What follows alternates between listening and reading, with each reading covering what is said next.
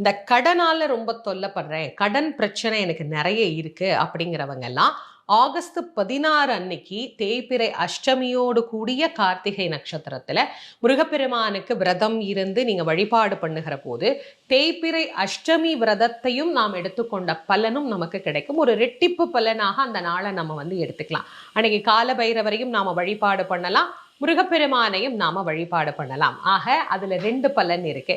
20ஆம் தேதியோ 16ஆம் தேதியோ விரதம் இருக்கக்கூடியவர்கள் எப்படி இருக்கணும்? அதிகாலையிலேயே உங்களுடைய உபவாசத்தை ஆரம்பிச்சிருங்க. கண்டிப்பா பட்னி இருக்கணுமான்னு கேட்டா எப்போதும் நான் சொல்றதுதான், பட்னி இருந்து வழிபட முடிந்தவர்கள் வழிபாடு செய்யலாம்.